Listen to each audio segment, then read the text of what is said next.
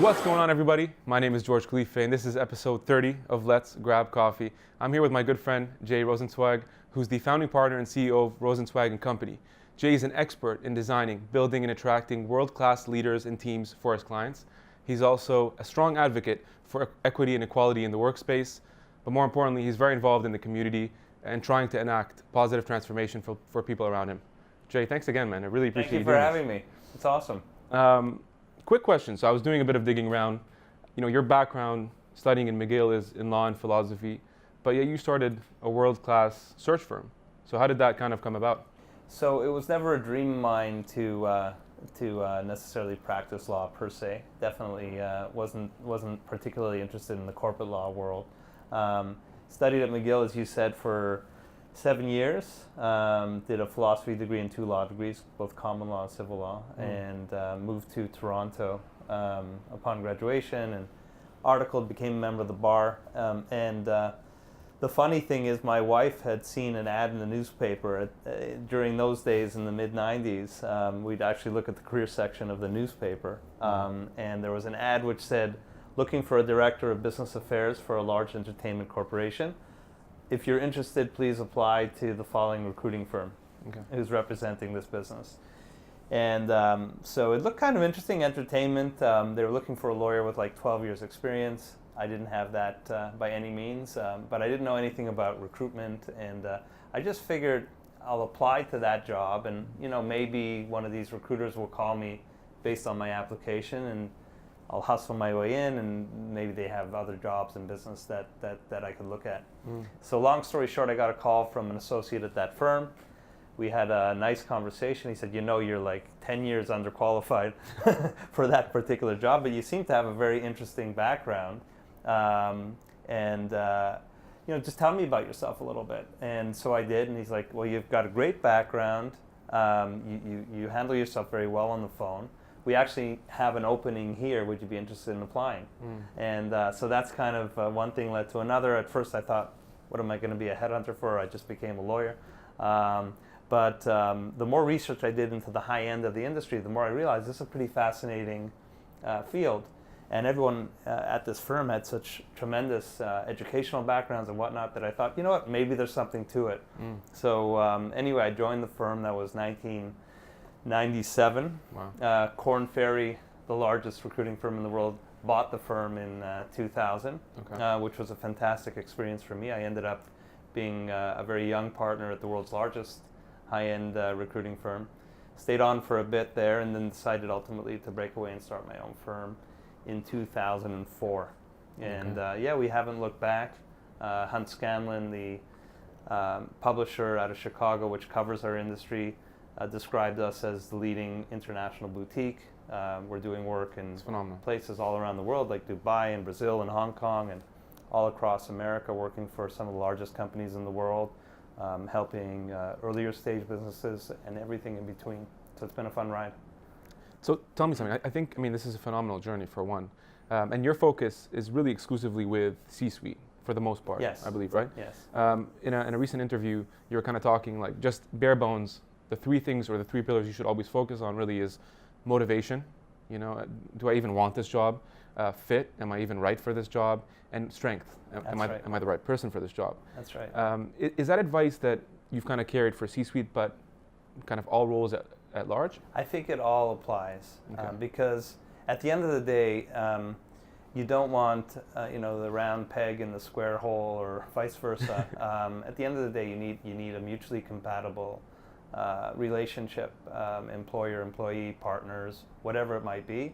At the end of the day, it really has to work. So you need to be motivated to join a business. You need to have the strength to do whatever the job at hand is.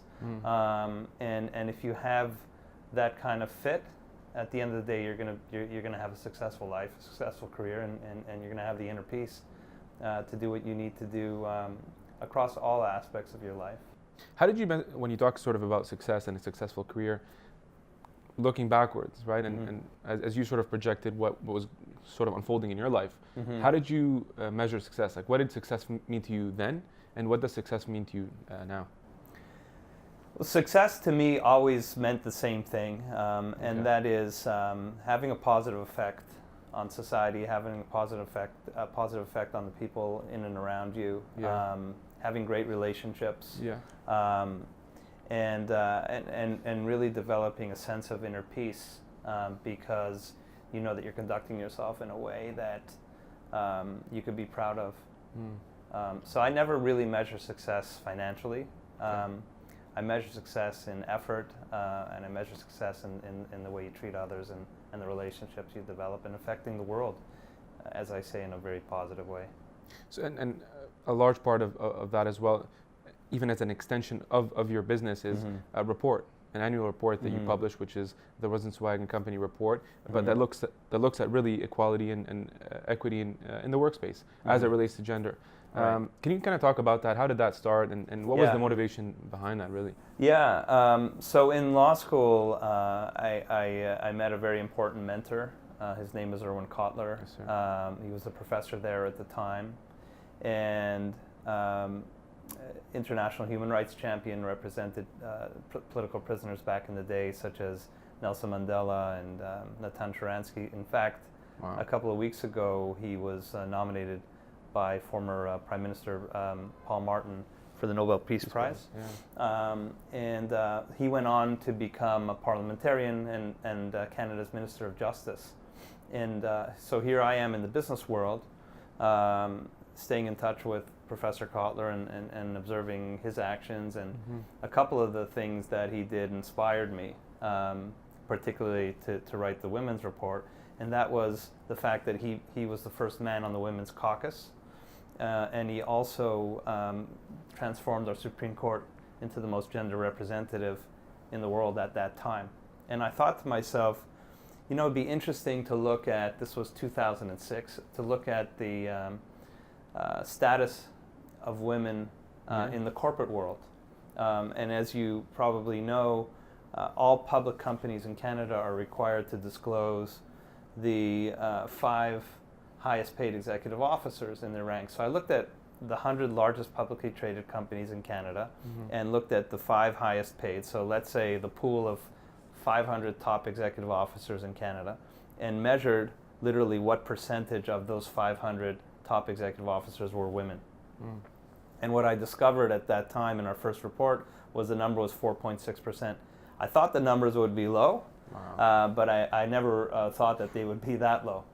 If you fast forward to today, we're just under 10%. So the good news is that the numbers have doubled, but the bad news is that we're under 10%. So that's become, in addition to human rights generally, women's rights has become a very particularly important project for me.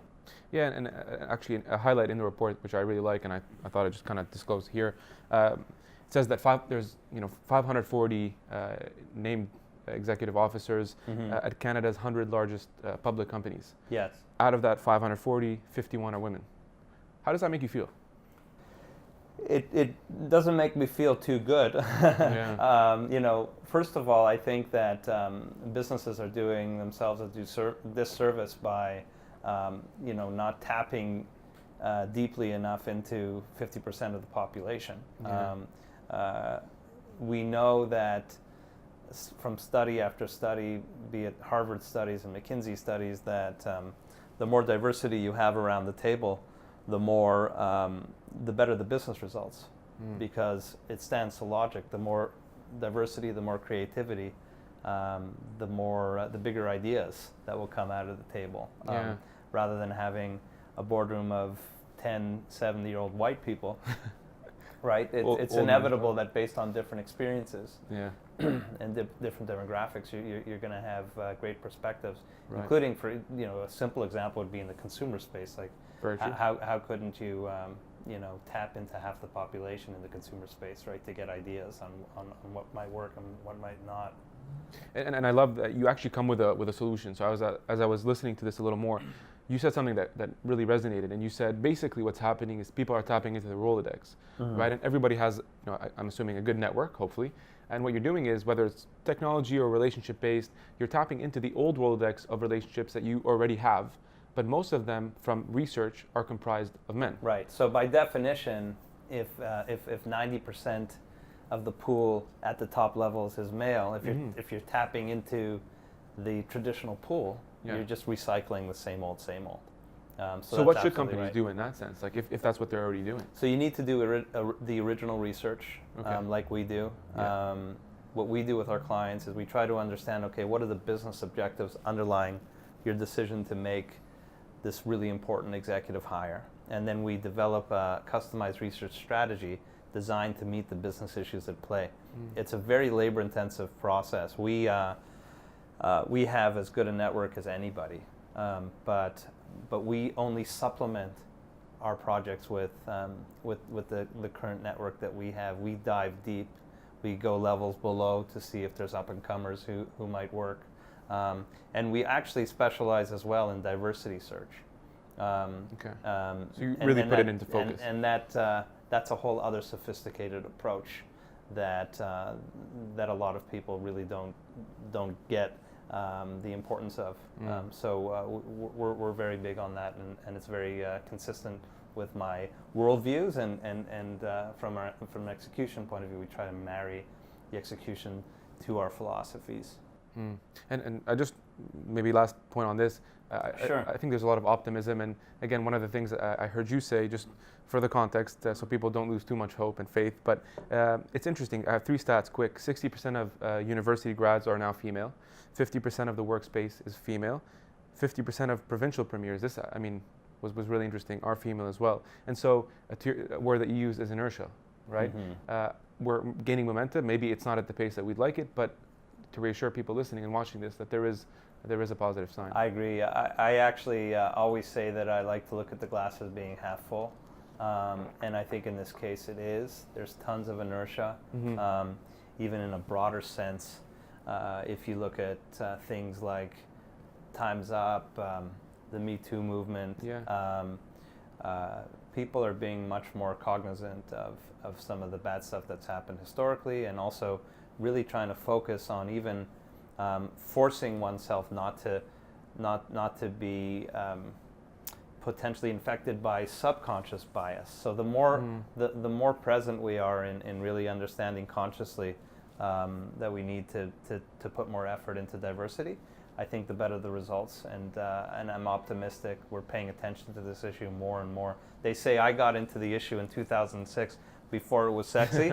Now everyone's on the bandwagon. So I kind of have a little bit of credibility in that I got in earlier. Yeah. You almost like pioneered it from backing it up, right? It's so it's been a very gratifying ride in that sense. But it doesn't feel too good at this moment in time to be just hovering around 10%.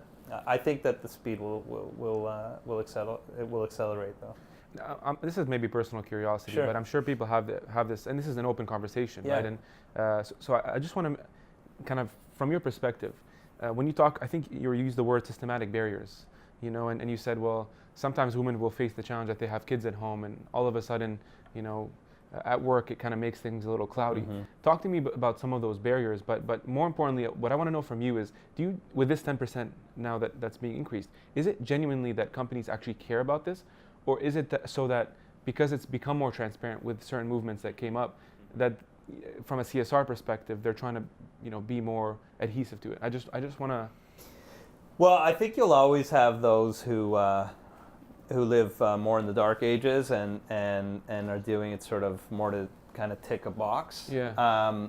But I'd say for the most part, the new generation of leaders genuinely care and genuinely understand the notion that, first of all, most importantly, treating people equally is of the utmost importance. It's a priority. But secondly, that it actually will help their business. Not only from the point of view of, hey, I tick the box and I can say I have a certain percentage of diversity, but because it truly creates a much more powerful business model. Right, and by diversity, we're not, in this context, of course, gender, but also ethnicity and just 100%. Perspectives, right? I've really felt this as well, just even working in teams, whether it's sports or professional, like you really kind of feel the difference. I can't say too much yet, but it looks like I'll be partnering on a fund that invests only in businesses that benefit racial minorities or businesses that are founded by racial minorities. So the issue of equality and diversity, to me, is much, much broader than gender equality, although gender equality, of course, is really important to me as well. Amazing. Going back just quickly to the CEOs, right? CFOs, the C-suites that you kind of deal with. Before we started, I kind of asked you just, from a curious perspective, have you seen patterns when you're hiring top talent, right? From your expertise, what are those patterns? What kind of characteristics make someone a really good CEO or CFO or COO? I think the best leaders are extremely well grounded. They are not overly egotistical. In fact, some might be surprised by this, but I feel the best leaders have deep humility.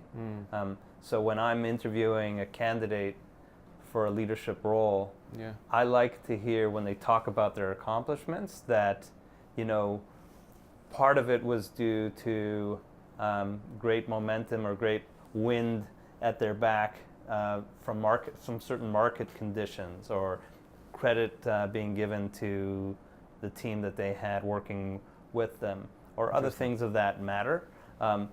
When it's all about the I get a little bit skeptical.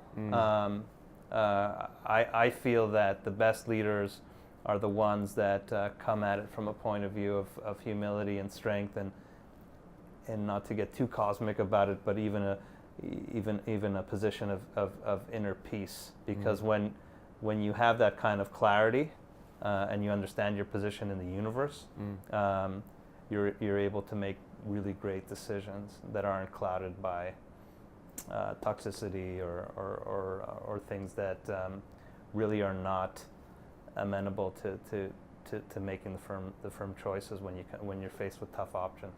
Wow.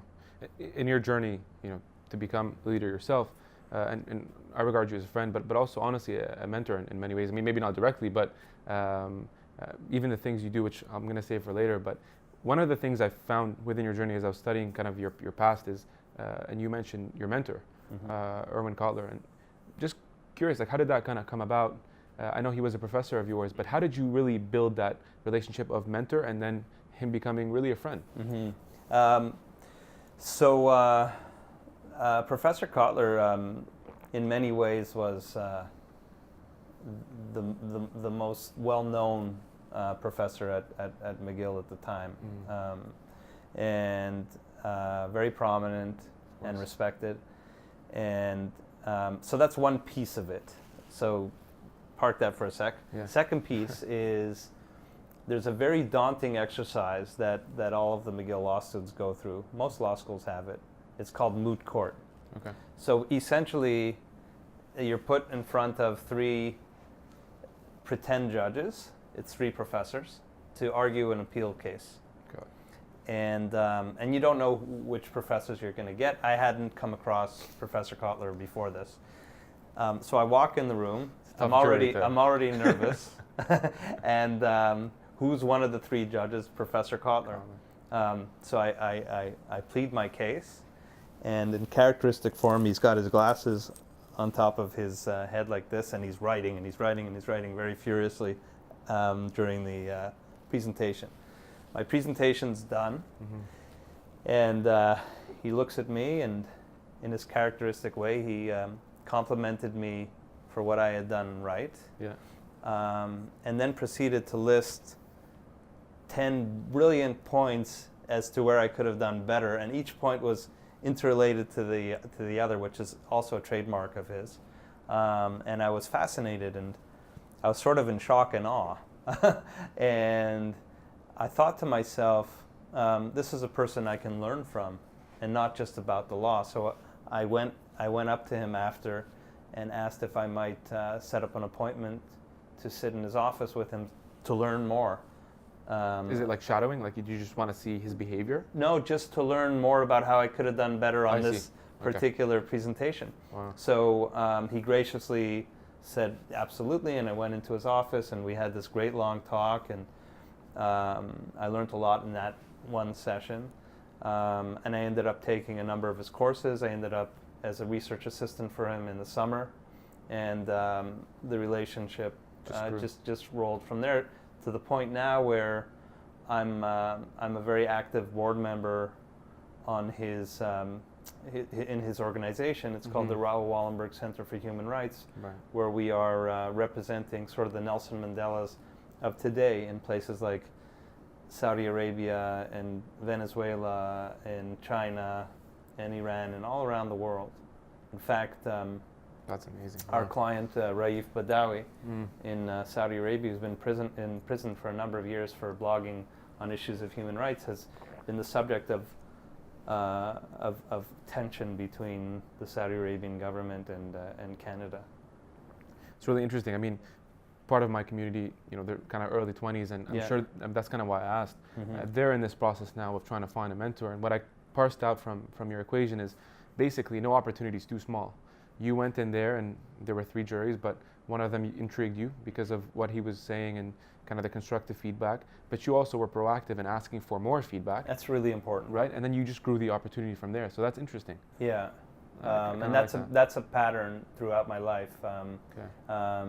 Just going out and perhaps even going out of your comfort zone, but showing up in places that are important to you or interesting to you, and you just never know what showing up will lead to. I'll give you an example of how I got into McGill Law School in the first place.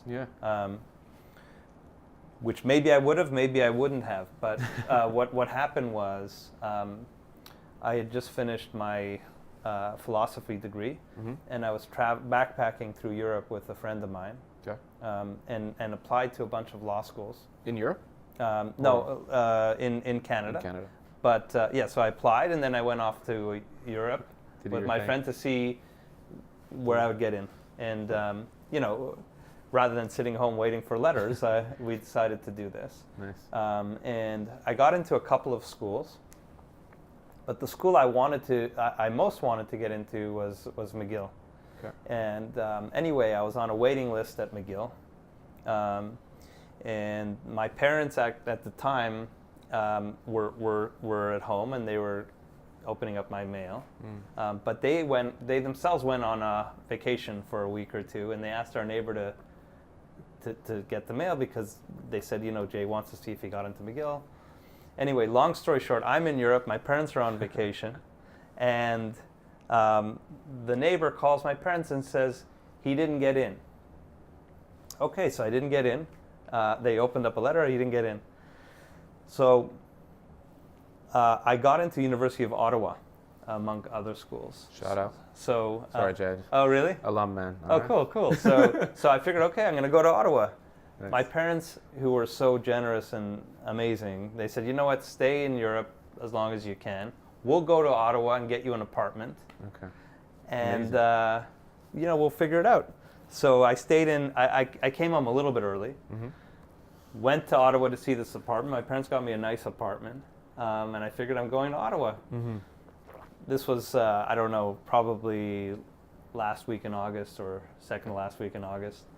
But I decided I'm going to call the dean of McGill Law School and tell her the situation. I didn't get in, no hard feelings. Would it be all right if I came to see you, just so you can tell me what in the file caused you not to include me? This is the lawyer in the making, right? Explaining your case. I like. Yeah. So no, I was happy just to go and for her to explain me why I didn't get in. So, I'm a young guy. I had long hair, beard. I had cut off jean shorts with the white frills or whatever. I had a white tank top on, and I showed up. I mean, which is in retrospect, like, what was I thinking? So I show up like a crazy man to the dean of McGill's Law School. I walk in. I sit down, she opens the file, and she says, who told you didn't get in? So I explained the story. My parents were away, I was away, my neighbor. She goes, I don't know which school rejected you, but it wasn't us. You're still on the waiting list. And she said, I'm not really supposed to interview people, but tell me about yourself. Wow. So I did. We had a fantastic conversation. Wow. She was amazing. There was a great chemistry. whatever, we met, and that was it. The next morning, I'm lying in bed, the phone rings. The Dean of McGill Law calls me. You. Wow. Hi, is Jay there, please? Yes, speaking. Hi, it's Dean Juk here. I wanted to call you to tell you personally you're in. So, the point is, and that's a pattern, I'm always motivated to just get out there, talk to people who are interesting to me, just to explore, because I think the more open you are, the greater the odds you're going to find really great opportunities. Wow. So had it not been for that I don't know. I mean, like I say, maybe I would have gotten in anyway. Maybe I wouldn't have, because I was on the waiting list. So, you might have been in Ottawa already established. You're rolling. I don't know. Wow. Yeah. That's a fantastic story, man. It's it's not 100% because of that, but it couldn't have hurt. Yeah. But I guess the point is that you were proactive. That's the point. You weren't just idle and said, okay, you know what, I didn't get in. You said, look, okay, maybe I didn't get in, and if that's the case, fine. Let me at least know why. Tell me. I didn't come from a position of defensiveness. I'm like, it's no hard feelings. Exactly. And she's like, well, she was actually impressed that I took the time to want to do that. Wow. So speaking about family, and it sounds amazing, really, really supportive. I follow you on Instagram, as everyone should who's watching. But what I like about your sort of content sharing, first of all, it's really refreshing to see, someone with your sort of now leadership experience and everything that you're already doing to be this kind of open. And what I like too is the personal angle. So you share a lot about your family, even your personal interests. I know you sing, you play the piano. Talk to me a bit about your family and how and what important that is to you, but also how you create personally that work-life balance.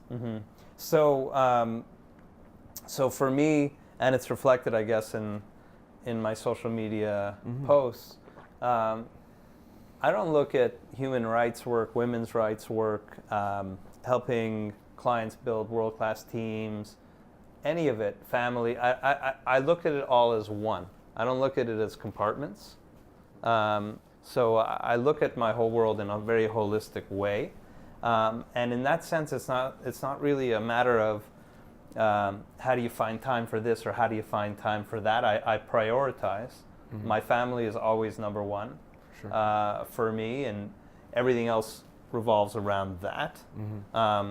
But I generally just prioritize in a way that makes a lot of sense for me, and the tech investing and the tech advisory, as an example, even at the early stage, is very helpful for me, even when I'm doing very large corporate assignments.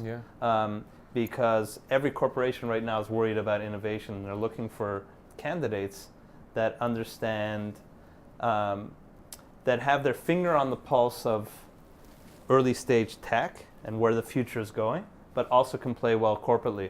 So that's an example of how all of my worlds are intersected, because I sort of mirror the kinds of candidates they're looking for, which gives me a competitive advantage. But on the family side, I mean, I'm very fortunate. I have a wife who's a tremendous partner of mine, the most supportive, generous, wise person I've ever known. My kids are just wonderful friends of mine.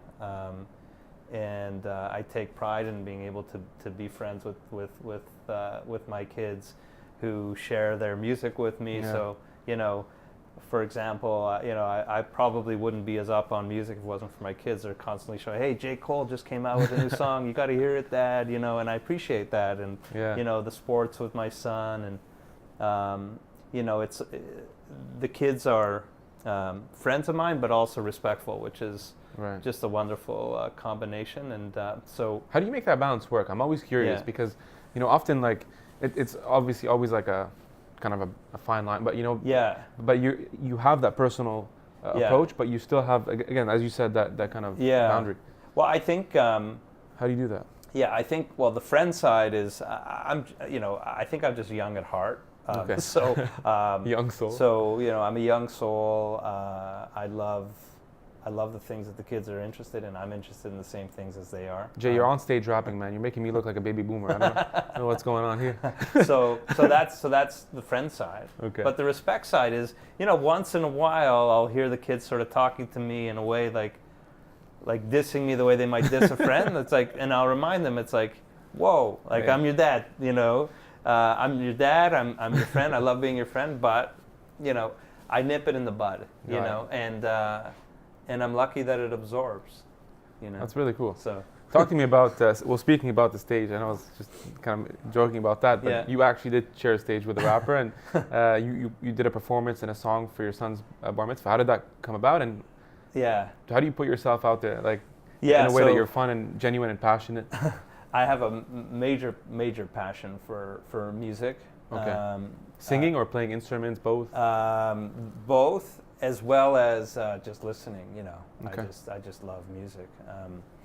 So I took classical piano lessons from grade 1 to grade 5, and by grade 5 I began having a lot of written homework, written theory, music theory, which I didn't like, I found boring. And my friends were out playing street hockey, and I was like busy not only doing my regular homework, I was doing music homework, and I didn't like it. And I tried to convince my teacher at the time to just let me play, and she's like, no, in order to continue, you have to do the written, and so I quit.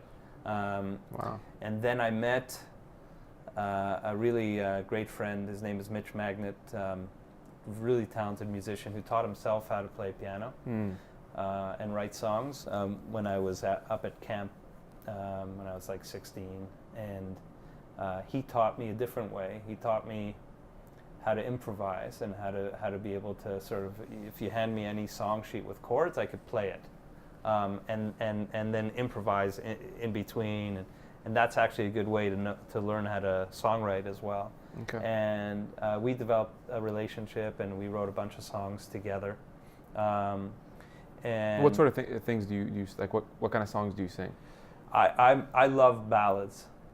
I Okay. love pop ballads. So the song you heard, it's essentially a ballad with like a cool beat and a rap, because I know my son likes hip hop. Okay. But I love ballads. So I've written a song for every member of my family. Okay. I wrote a song for, and I co-wrote most of this, actually all of it pretty much with this music partner of mine. Okay.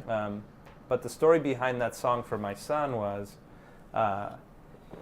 it was time for his bar mitzvah, and we had a party that night, and I decided that I didn't want to do a speech. I wanted to surprise him with a song.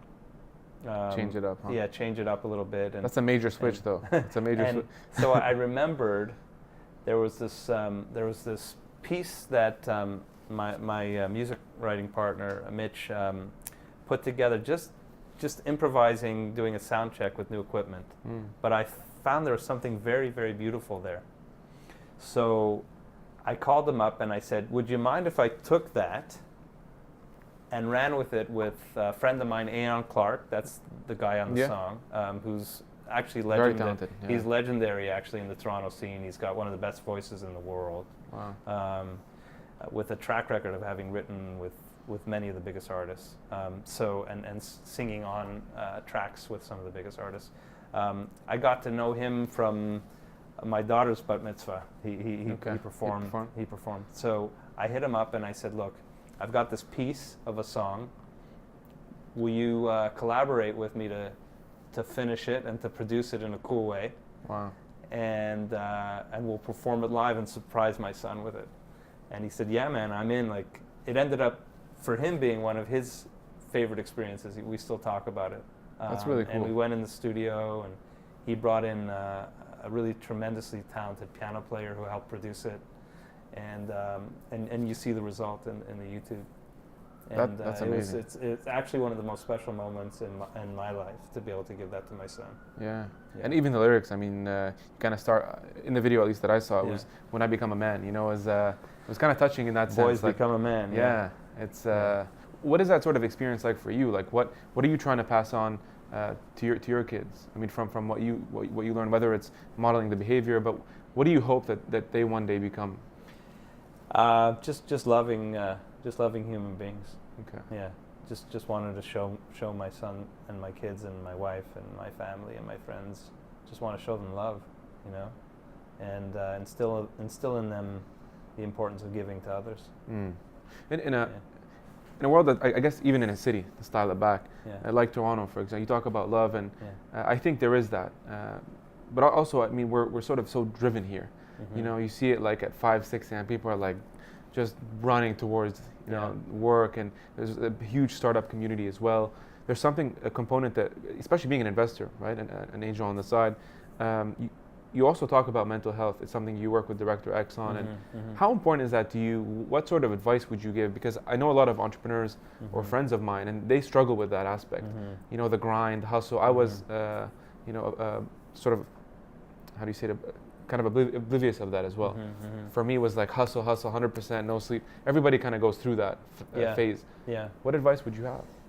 I think focusing on mental health is an extremely important thing, and there's definitely a number of ways you can come at it depending on what works for you.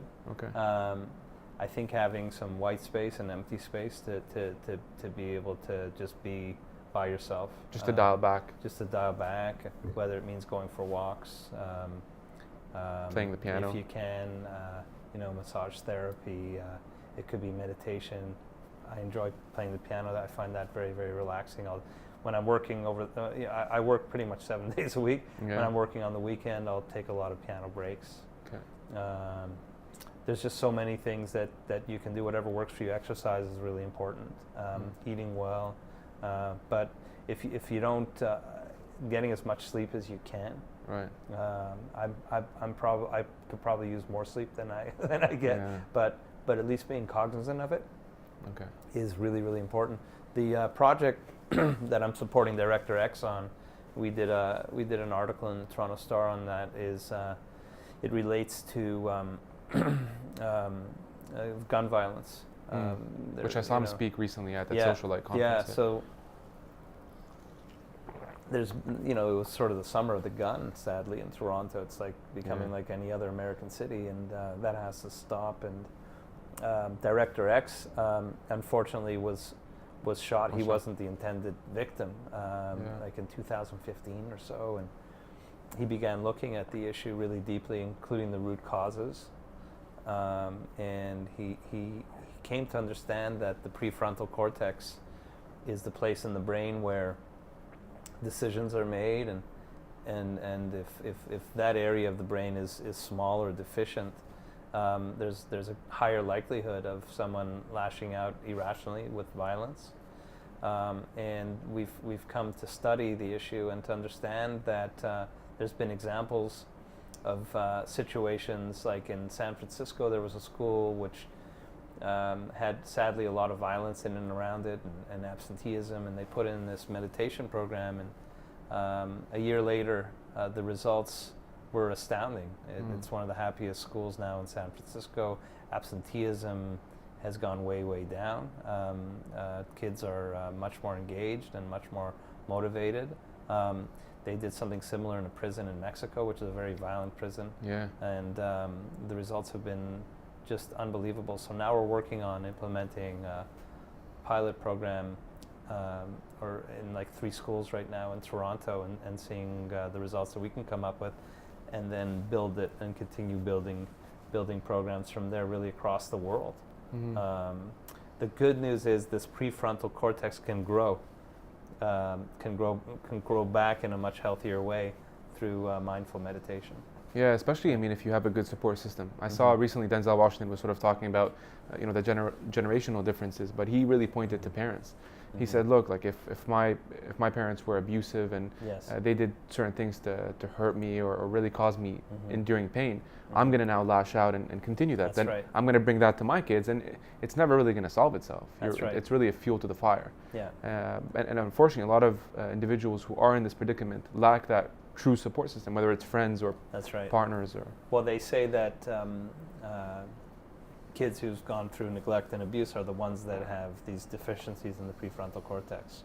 Interesting. Yeah, but the good news is, it can be fixed. It can be improved. Yeah. What's a day in the what's a sort of day in the life look like for Jay? I think that especially just having, honestly, I don't know how much we spent so far, but it's been like 30 minutes and we're talking about so much, right? So many things going on in your world. So just something that kind of popped up in my head is, and there might not be a day to day, but give us an example. Like you wake up, how does your day start running? Right.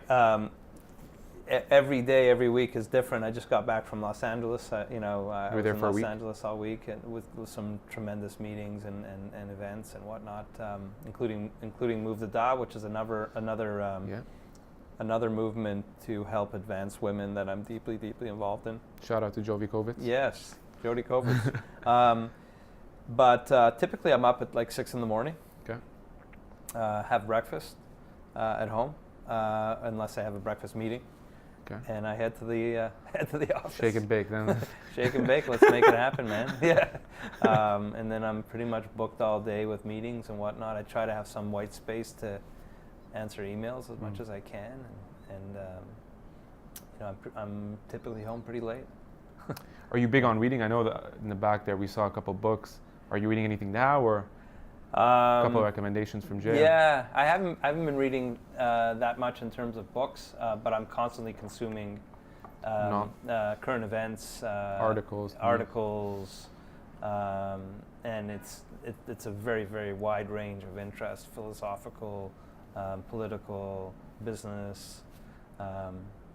It's a really, really wide range of consumption, but I haven't been reading that many books of late. Yeah. What's one thing, if you were to look back, I'm just doing like these rapid ones, but what's one thing, if you look back, something that you learned that kind of changed your life as a tipping point? Well, when I was younger, I was a little bit quicker to, when I was having discussions with people about politics or business or whatever, right. A little bit quicker to disagree, because I don't, and in the interest of having a fulsome conversation. Yeah. But what I found, because I don't take those kinds of conversations personally, I just find them really, really interesting. But what I found is I've got to read the audience a little bit better, because a lot of people take things really personally, and there's no point. Yeah. And there's no point engaging or disagreeing. I actually find it a compliment when someone will disagree, and we'll go back and forth, and we'll have deep philosophical disagreements or discussions. But I've learned as I've gotten older to dial it back again and read the audience, who can I shouldn't say handle it, but who doesn't take things personally. Who's receptive? If you understand, who's receptive? Yeah, exactly. What's your favorite song? I got to ask this one. I know it's going to be hard, Jay. You got to give me one. Oh my God. And I prefer it if you sing it a bit. I don't know. Just give me a little tune, if I know it. Are you Sinatra fan? I just got Imagine John Lennon. Really? Imagine John Lennon. Yeah, I love Sinatra. I love huge Sinatra fan, man. Yeah. What's funny is I always used to joke that I would say I'm a millennial stuck in a baby boomer's body, because on the wall right behind my bed I have a huge Sinatra poster that says "Confidence is King," and I have a vinyl right next to it, and I always play like "Fly Me to the Moon" and "Come Fly with Me." Oh yeah. I know all those songs. I love all those songs. I love every single genre of music. I love. You can find kind of art in. Yeah. Last thing before we end this, and I really appreciate this conversation, man. My pleasure. I'm sure a lot of people are going to appreciate it too. What's that one thing that you would leave someone with right now? Think, in my community, it's again 20 to 30. Someone maybe starting out their career, still in school, or in the midst of it. Mm-hmm. What would you give as pearls? Could be 1, 2, or 3. Chase your passions. Chase your dreams. Everything else will fall into place. Jay Rosenzweig, it's a pleasure, man. Thank you. Thanks, man. Cheers, guys.